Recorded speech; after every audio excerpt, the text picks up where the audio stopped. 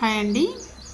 ఇప్పుడు నేను మీకు ఒక విషయాన్ని క్లారిటీగా చెప్తా. దేని గురించి అంటే ఈ న్యూ మెథడ్ కటింగ్ అంటే ఈ న్యూ మెథడ్ కటింగ్ ఏంటి అనుకొని కొత్తగా చూసే వాళ్ళు కూడా ఉంటారు కదా. వీడియోని మనము ఇప్పుడు నెక్కును బట్టి మైనస్ చేయాల్సిన అంటే ఫుల్ షోల్డర్లో నుంచి హాఫ్ షోల్డర్ పెట్టుకుంటాం. ఆ హాఫ్ షోల్డర్లో మైనస్ చేయాల్సిన 1 ఇంచా 2 ఇంచా అనే దాన్ని మనం మామూలుగా అయితే ఇటు ఆర్మ్ హోల్ రౌండ్కి వెళ్ళి కటింగ్ చేసేస్తాం. ఇటు ఆర్మ్ హోల్ రౌండ్కి వెళ్ళి కటింగ్ చేసేస్తాం.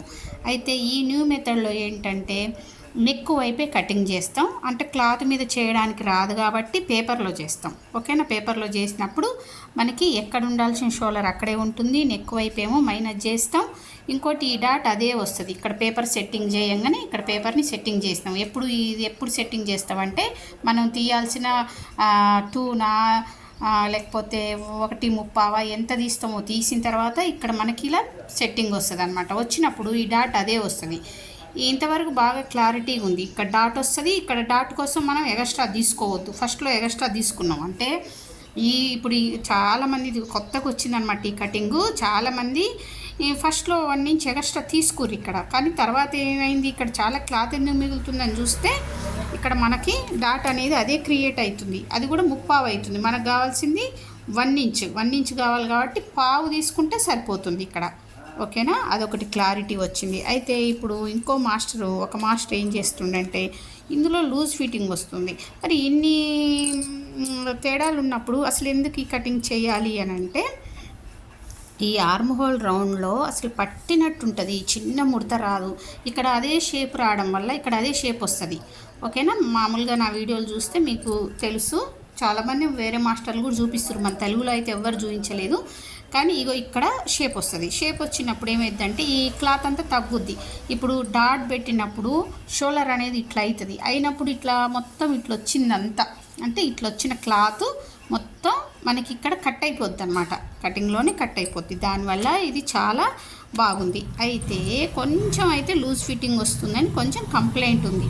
దానివల్ల ఏంటంటే ఒక మాస్టర్ అయితే దీన్ని కూడా కొలతలు మార్చి ఇప్పుడు చూడండి, మనకి ఇది చెస్ట్ ఒకవేళ 36 ఉందనుకోండి. 36ని 4 భాగాలు చేస్తే వచ్చే దానికంటే తక్కువ చెస్ట్లో తీసుకుంటుండు. ఓకేనా? ఏది బ్యాక్ పార్ట్లో అప్పర్ చెస్ట్లో తక్కువ తీసుకుంటుండు. ఆ తర్వాత ఫ్రంట్ పార్ట్లో ఏమో కావాల్సిన దానికి ఇప్పుడు 36 కదా, దీన్ని 4 భాగాలు చేస్తే వచ్చిన దానికి +2 కలుపుకుంటుండు. ఇంకా డైరెక్ట్ మిడిల్ చెస్ట్తోనే ఫ్రంట్ పార్ట్ తీసుకుంటుండు అనమాట. దానివల్ల ఫిట్టింగ్ అనేది బాగా వస్తుంది, కరెక్ట్గా వస్తుంది. కొంచెం ఈ పాత మెథడ్లో ఏంటంటే కటింగ్ మొత్తం ఇదే. పాత మెథడ్లో ఏంటంటే కొంచెం ఇందులో లూజ్ వస్తుంది. కానీ ఈ కొత్త మెథడ్లో అస్సలు లూజ్ రావట్లే, కరెక్ట్ ఫిట్టింగ్ అనేది వస్తుంది అని అయితే చెప్తుర్రు అనమాట. అందుకోసమని ఒక బ్లౌజ్ని అలా కటింగ్ చేద్దాం. మీకు క్లియర్గా వివరించి చెప్తూ మీకు ఒక బ్లౌజ్ పీస్ కటింగ్ చేసి కుట్టి ఎలా వచ్చిందో కూడా మీతో నేను షేర్ చేసుకుంటా. ఓకేనా? మీకు ఏమైనా డౌట్స్ ఉంటే ఇంకా కామెంట్ చేయండి. ఓకేనా ఫ్రెండ్స్? దీని యొక్క ఫుల్ వీడియో నెక్స్ట్ వీడియోలో తప్పకుండా చూడండి. కొత్తగా ఎవరైనా చూస్తే సబ్స్క్రైబ్ చేసుకోండి.